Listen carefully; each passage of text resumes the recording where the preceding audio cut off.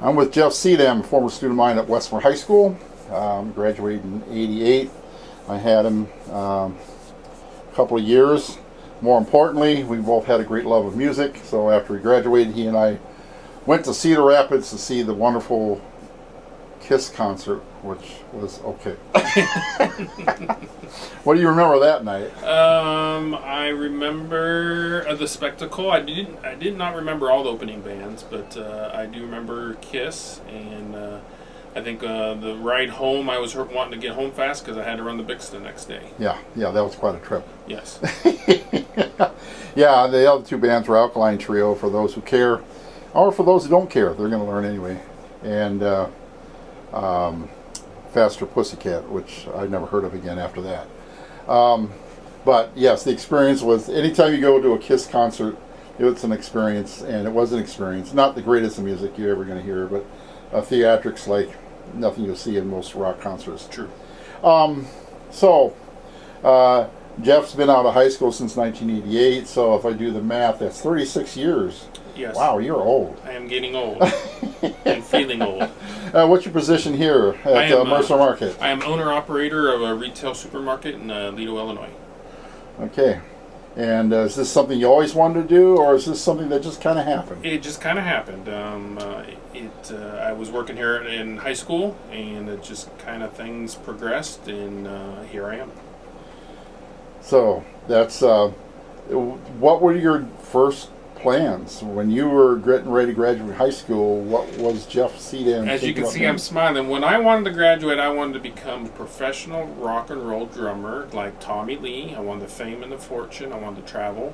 And as soon as I started getting my first bills, I realized that wasn't going to happen. A pretty mediocre drummer at that, and I wanted all the tattoos like Tommy Lee, and I'm deathly scared of needles, so I have no tattoos. So my first aspirations all came out a big zero, so Plan B came in effect, and I just worked my way up here at the store. So Plan B was an accident, but it was a happy accident. This is fulfilling, you think? Yes. I mean, you set goals for yourself when you're in business, and you learn as you go, and you learn on what you do correctly, and you learn on your failures. And as I'm getting older, you keep thinking back: would you do it again? What would you do different? And I would do things different, and I don't know if I do it again. Well, I mean, and that's what this is all about. What kind of advice would you be willing to give to students who are right now sitting in either a football field or a gymnasium? We're not sure at this point, but what is your various pieces of advice for students as they're getting ready to graduate?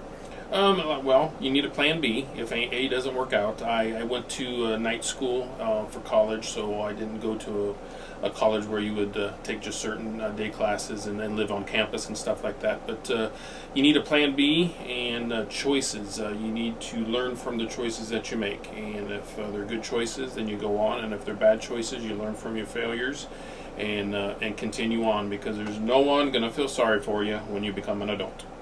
This is true. I'm trying to think of anybody who ever felt sorry for me, and it just doesn't seem to be happening. No. And that's probably the most difficult thing you have to learn, is that you are your own boss. Yes.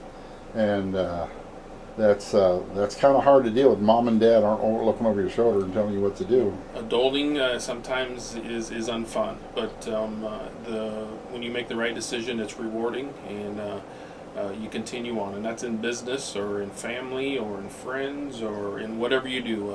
You have a lot of choices to start making. So the biggest difference between high school and post-high school is responsibility? I would agree 100%. I could not wait to get out of high school, and I think you knew that at the very end Oh, of yeah. the classes. I was ready to go out and make money and start on my own. I got to a point where I was ready to go, and I bought a house before I was 21, and I got going. And again, a lot of choices, a lot of adulting decisions I had to make, Yeah. I forgot where we're going. Well, it happens to the best of us, especially when you start approaching 75. Yeah. So you've had positive experiences, you've had negative experiences, and your handling of negative experiences has been basically admit it, Oh, absolutely. understand it. Yes. Again, and you need to take chances, and you need to do things different. You don't need to do the same thing down. I mean, it gets pretty boring. You need to take chances and do things that are out of your comfort zone. But you need to understand that those choices, have consequences also. But in business wise, or in whatever you're doing, if you want to jump out of a plane this weekend, then make that decision. And if it goes bad, then it goes bad. If it goes good, it'll be a great feeling. And in business, if you decide to open up something new and it doesn't and it fails, then you know what not to do next time, and learn from that. Well, thank you, Jeff. These are a great piece of advice, and I hope they get a little bit out of this. And good luck in your future in the wonderful, beautiful city of Aledo, Illinois. Good luck to the class of 2025. Thank you.